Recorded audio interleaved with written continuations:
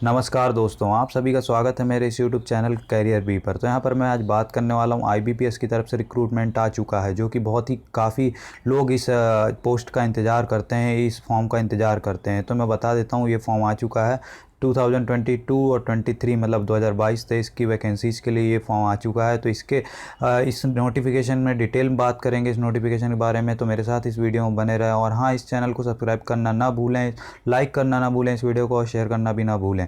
तो चलिए इस वीडियो को करते हैं शुरू बिना किसी देरी के।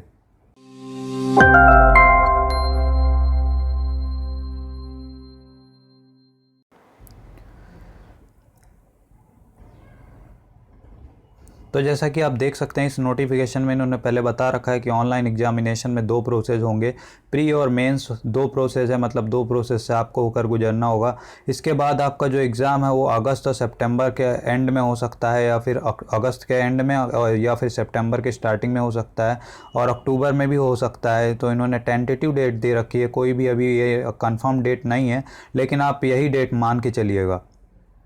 तो अब बात करते हैं हम इसके बारे में, स्टेट वाइज वैकेंसीज़ के बारे में, कि कौन कौन से बैंक इसमें पार्टिसिपेट करने वाले हैं। तो बैंक देखिए, bank of Baroda, Canara bank, Indian overseas bank, UCO bank, bank of India, India central bank of India, Punjab national bank, union bank of India, bank of Maharashtra, Indian bank, Punjab and Sind bank. तो जैसा कि आप देख सकते हैं, इस नोटिफिकेशन में इन्होंने पहले बता रखा है कि ऑनलाइन एग्जामिनेशन में दो प्रोसेस होंगे, प्री और मेंस दो प्रोसेस है, मतलब दो प्रोसेस से आपको होकर गुजरना होगा। इसके बाद आपका जो एग्ज़ाम है वो अगस्त और सितंबर के एंड में हो सकता है, या फिर अगस्त के एंड में, या फिर सितंबर के स्टार्टिंग में हो सकता है, और अक्टूबर में भी हो सकता है। तो इन्होंने टेंटेटिव डेट दे रखी है, कोई भी अभी ये कंफर्म डेट नहीं है, लेकिन आप यही डेट मान के चलिएगा। तो चलिए बात करते हैं कौन कौन से बैंक पार्टिसिपेट कर रहे हैं, मतलब आपको कहाँ कहाँ जॉब मिलने वाली है, कौन कौन से बैंक हैं वो।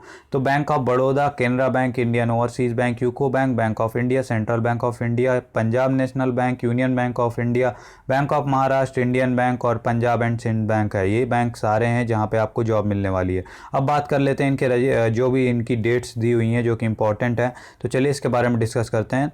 यहाँ पर रजिस्ट्रेशन डेट जो स्टार्ट है वो आपका 12 जुलाई से स्टार्ट है, और 1 अगस्त तक चलेगा। या मतलब आप ऑनलाइन अप्लाई कर सकते हैं, एप्लीकेशन फॉर्म फिल कर सकते हैं 12 जुलाई से वो 1 अगस्त तक, मतलब 12 जुलाई से 1 अगस्त तक आप फॉर्म फिल कर सकते हैं। तो काफ़ी टाइम है आपके पास, आप आराम से इस फॉर्म को फिल कर सकते हैं।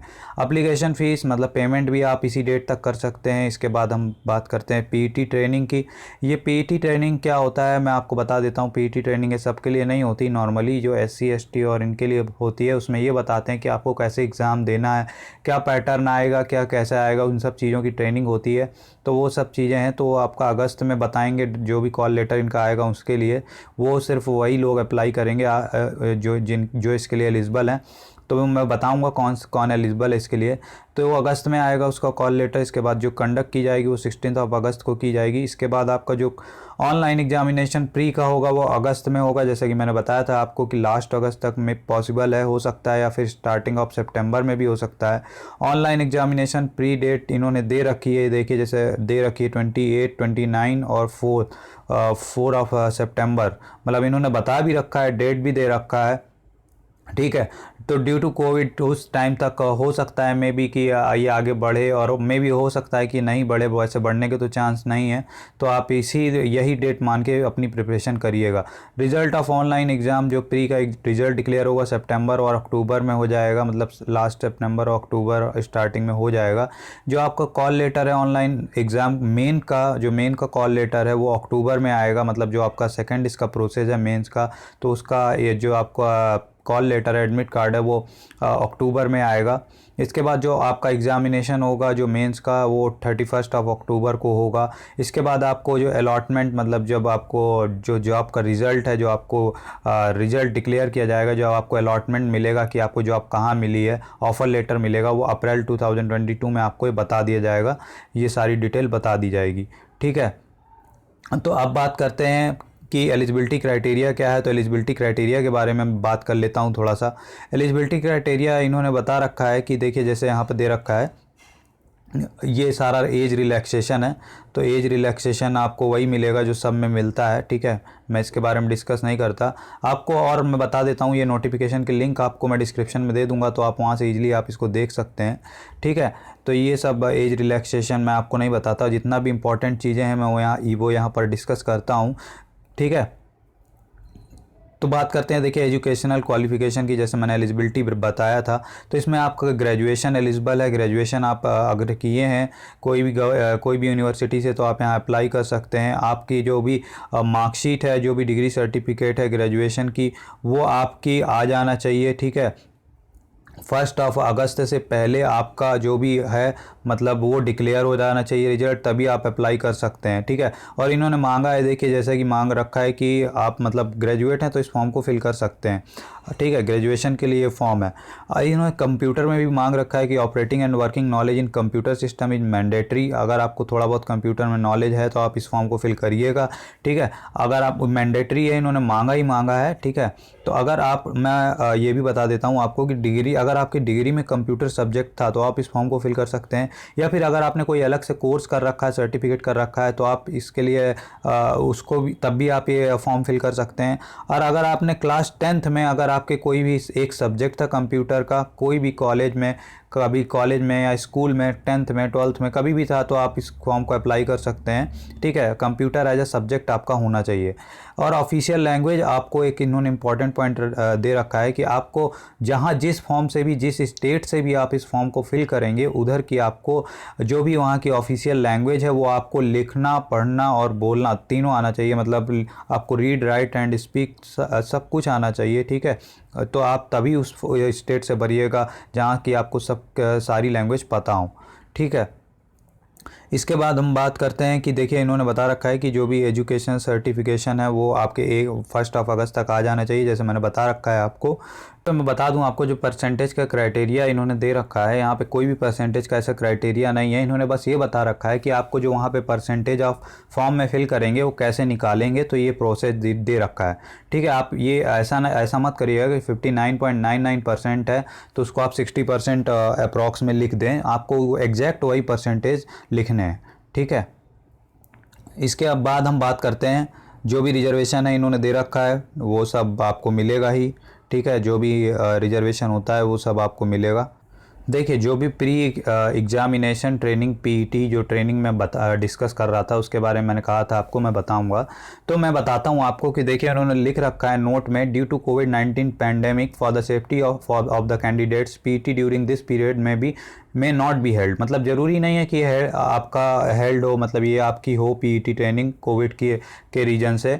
तो अगर होगी तो अगर बाई चांस अगर होती है तो इन सिटीज़ में होगी, इन्होंने सिटीज़ दे रखी हैं, ये सारी सिटीज़ हैं, लिस्ट दे रखी है इन्होंने, इन सिटीज़ में कंडक्ट करेंगे, ठीक है। इसके बाद आपको जो भी वहाँ जो भी पीटी का जो भी चार्ज होता है सब आपका वही उठाते हैं, आईबीपीएस वाले जो भी जो कंडक्ट कराते हैं एग्ज़ाम, वही सारा आपका जो भी ट्रेनिंग कॉस्ट है सब वही सब देते हैं, आपको 1 रुपये भी देने की ज़रूरत नहीं है।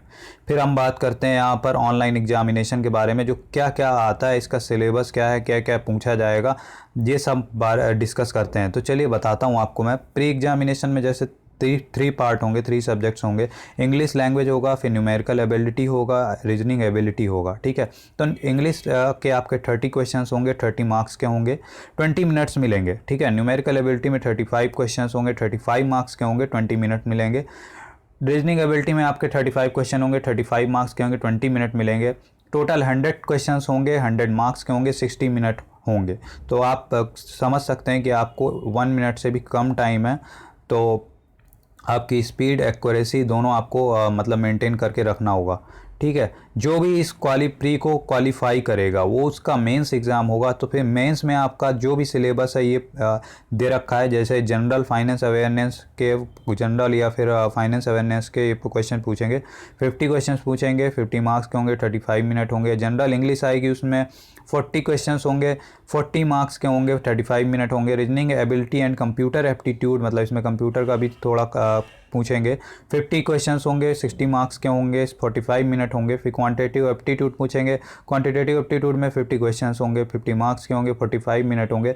टोटल 190 क्वेश्चंस होंगे, 200 मार्क्स के होंगे, 160 मिनट्स मिलेंगे आपको, ठीक है।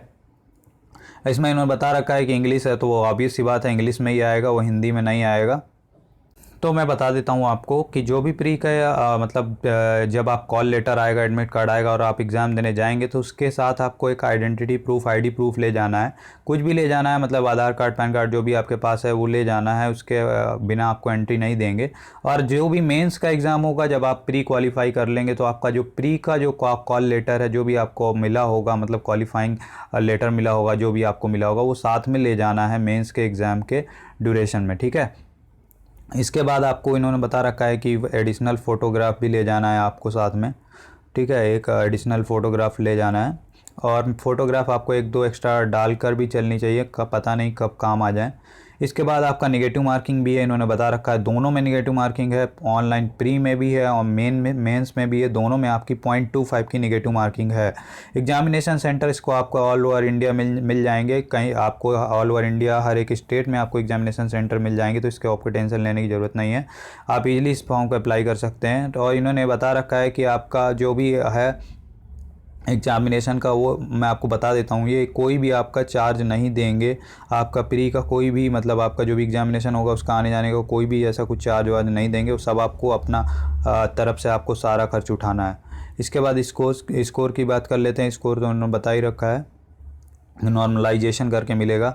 कट ऑफ स्कोर की बात करते हैं तो ऑनलाइन जो मेन स्कोर, जो मेन एग्जामिनेशन है वो देखो इन्होंने बड़ा बड़ा लिख रखा है, marks obtained in the online mains exam only be considered for my final merit listing. मतलब जो भी मेंस एग्जाम में आपके जो भी मार्क्स आएंगे वही फाइनल लिस्ट उसी से बनेगी। प्री तो सिर्फ आपका कंपटीशन कम करने के लिए, कुछ कैंडिडेट सेलेक्ट करने के लिए है, तो प्री में आपको सिर्फ क्वालिफाइंग नेचर का होगा, लेकिन जो मेन एग्जाम्स होगा वो आपका उसी से मेरिट लिस्ट बनेगी, ठीक है। तो टोटल मार्क्स आपके 200 मार्क्स का मेन एग्ज़ाम जो होता है उसको वो 100 मार्क्स में कन्वर्ट करेंगे और फिर नॉर्मलाइजेशन करके वो आपका मेरिट लिस्ट बनाएंगे। फिर इसके बाद करते हैं जो भी कैंडिडेट जनरल कैटेगरी के हैं और जो भी उनका कोटा अप्लाई होता है, मतलब जो भी रिजर्व कैटेगरी के हैं, जनरल कैटेगरी में तो नहीं होता, जो भी रिजर्व कैटेगरी के हैं उनको कोटा मिलेगा और उसके बेसिस पे वो सारी चीज़ें, वो सारा प्रोसेस होगा, उसी के बेसिस पे आपकी फ़ाइनल मेरिट लिस्ट बनेगी। इसके बाद बात करते हैं हम यहाँ पर जो भी डॉक्यूमेंट्स इन्होंने बता रखा है। डॉक्यूमेंट्स इन्होंने जो भी आपको ले जाना है, जैसे DOB का मतलब क्लास 10th का आपको सर्टिफिकेट ले जाना है, जो भी आपका मार्कशीट है डेट ऑफ बर्थ के लिए, फिर ID कार्ड ले जाना है, मार्कशीट ग्रेजुएशन की ले जानी है जो, और आपको जो भी अगर आपका रिजर्वेशन कैटेगरी से, रिजर्व कैटेगरी से जो आपका कास्ट सर्टिफिकेट है वो आपको ले जाना है, जो भी लगता है, ठीक है। इसके बाद अगर आपका कोई कोटा है तो उसका भी आपको सर्टिफिकेट ले जाना है। ये सारी आपको जो भी डॉक्यूमेंट्स हैं ये ले जाने हैं, ठीक है। इसको आप पढ़ लीजिएगा, मैं इसको आपके नोटिफिकेशन लिंक आपको डिस्क्रिप्शन में दे दूंगा, तो आप इजीली डाउनलोड कर लीजिएगा। और जो भी इंपॉर्टेंट चीज़ें हैं मैं यहाँ सब कुछ डिस्कस करूँगा, आप इसकी टेंशन बिल्कुल ना लें, ठीक है। इसके बाद बात करते हैं, देखिए ID कार्ड की। तो ID कार्ड में डॉक्यूमेंट में आप कुछ भी ले जा सकते हैं। इन्होंने साफ साफ लिख रखा है कि ration card and learner driving licence will not be accepted as valid ID proof, मतलब ये दोनों आपके एलिजिबल नहीं होंगे, तो आप ये मत लेके जाइएगा, आप पैन कार्ड या आधार कार्ड ही लेके जाइएगा, या कॉलेज ID जो भी है, एम्प्लॉय ID जो भी है आपका वो लेके जाइएगा, पासपोर्ट, ठीक है, ये सब भी लेके जाइएगा। इसके बाद बात करते हैं हम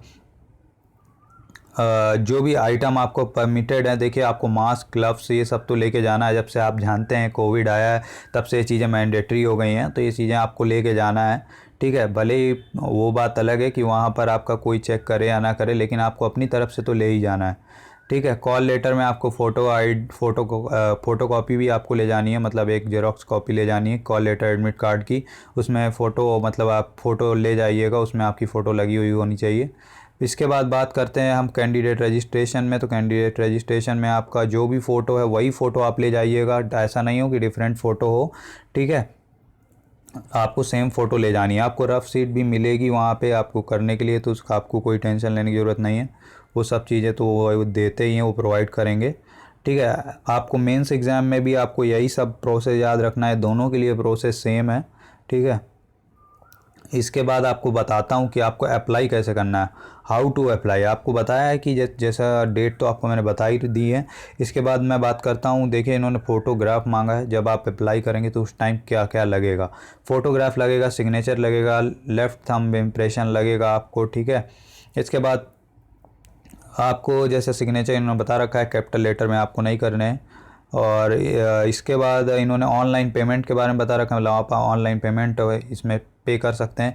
जो एप्लीकेशन फ़ीस है वो 175 रुपीज़ है, ठीक है, 175 रुपीज़ जो SC ST वालों के लिए है। और 850 रुपीज़ जो भी ऑल अदर्स हैं, जिनके जैसे अनरिजर्व वाले और जिन पे रिजर्वेशन अप्लाई नहीं होता, ठीक है, वो उनको 850 देना है और बाकी सबको 175 देना है। OBC अनरिजर्व ये सब 850 रुपीज़ इनको लगेगा और बाकी सबको 175 रुपीज़ लगेगा, ठीक है। और इसमें जो भी इंक्लूडिंग चार्ज होंगे और ऐड ऑन करके वो सब इंक्लूड हैं पहले से ही, तो आपको इतना ही देना है। इसके बाद अप्लाई ऑनलाइन एप्लीकेशन का प्रोसीजर क्या है इन्होंने मैंने बताया, जैसे फ़ोटोग्राफ, सिग्नेचर ये सब लगेगा ही आपको। इसके बाद कंप्लीट रजिस्ट्रेशन फॉर्म फिल करना है।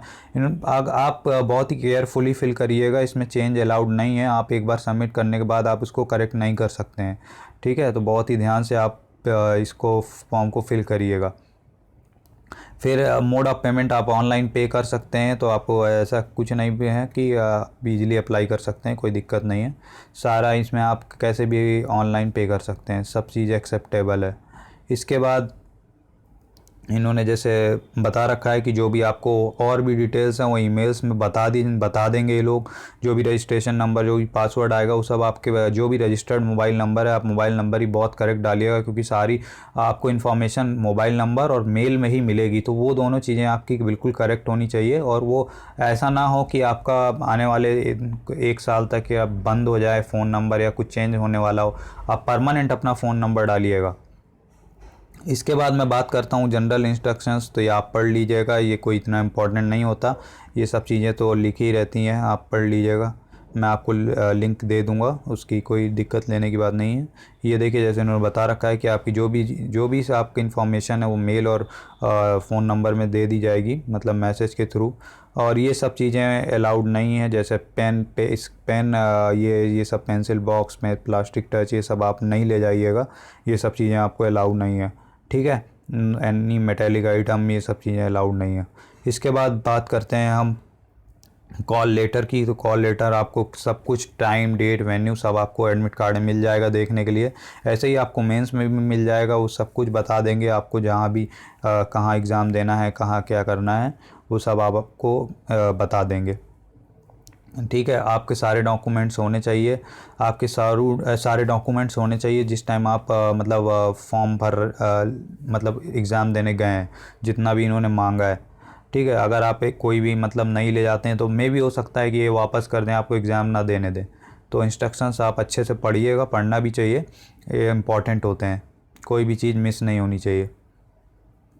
और बात करते हैं, देखिए अब सबसे इम्पॉर्टेंट जो वैकेंसी आई हुई हैं, जो किस किस बैंक में वैकेंसी है, किस किस स्टेट में वैकेंसी कितनी कितनी है, ये सब चीज़ें दी हुई हैं।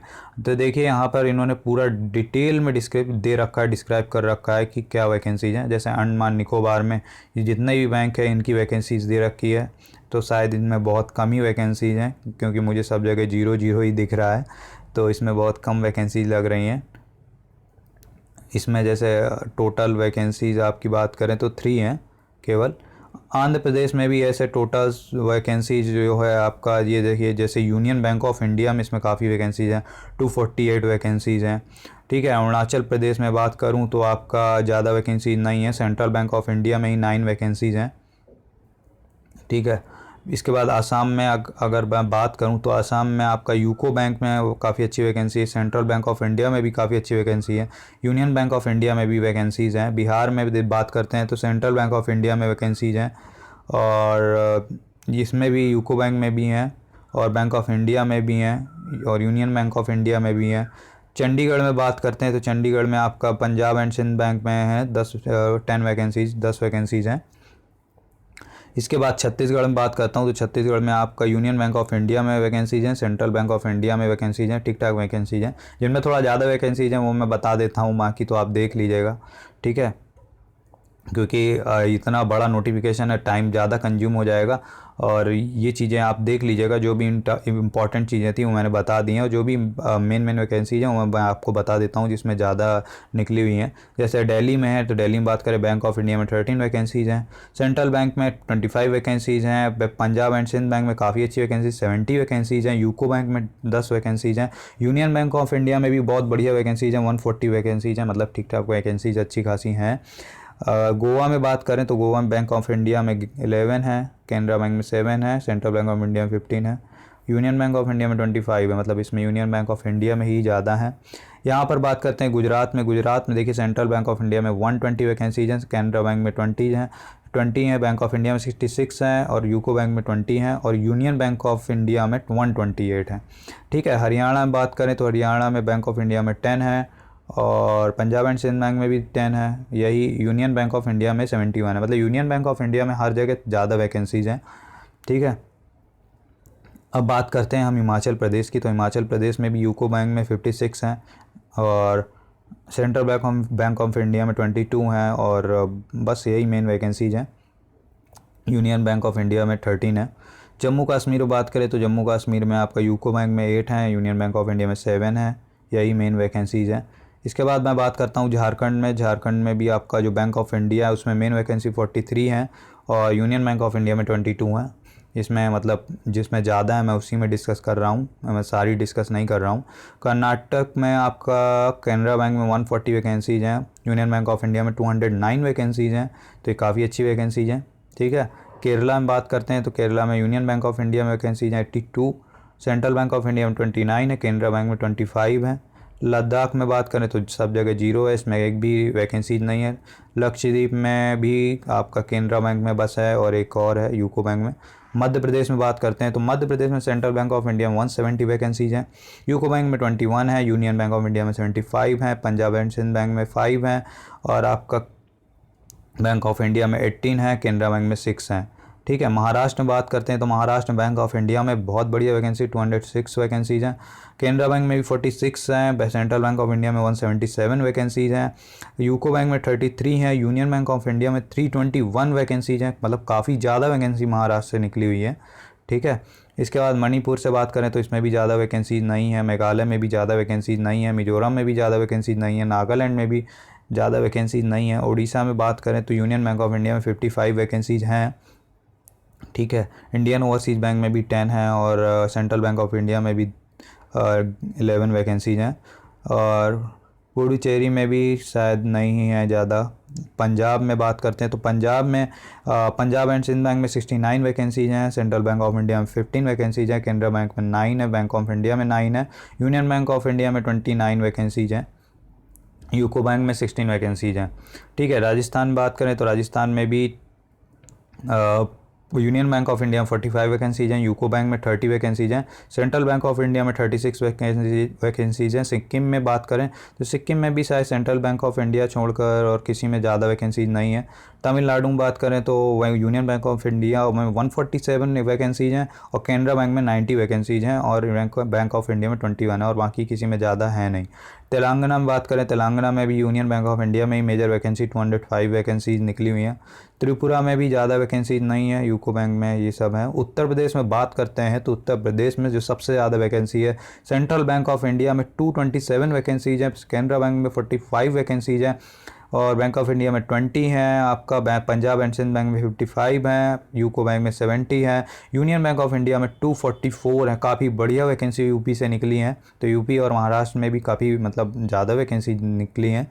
और उत्तराखंड में बात करें तो उत्तराखंड में भी ज़्यादा नहीं है, सेंट्रल बैंक ऑफ इंडिया में 12 हैं, और यूनियन बैंक ऑफ इंडिया में 19 है। वेस्ट बंगाल में बात करें तो 162 वैकेंसीज है सेंट्रल बैंक ऑफ इंडिया से, और कैनरा बैंक से 15 है, बैंक ऑफ इंडिया से 30 है, यूको बैंक से 80 है, पंजाब एंड सिंध बैंक से 8 है, यूनियन बैंक ऑफ इंडिया से 71 वैकेंसीज हैं। ठीक है, तो यही था, ज़्यादा वैकेंसीज आपका मतलब आपका मेजरली महाराष्ट्र और यूपी से है, मैंने जितना भी देखा, और आप देख लीजिएगा। ठीक है, एग्जामिनेशन सेंटर्स इन्होंने बता रखा है, देखिए प्री और मेंस के लिए, जैसे हर जगह आपको मिल जाएंगे, हर स्टेट में आपको आराम से मिल जाएंगे, इजीली आप अप्लाई कर सकते हैं, ऐसा कुछ नहीं है, आपको हर एक स्टेट में काफ़ी सेंटर्स मिल जाएंगे।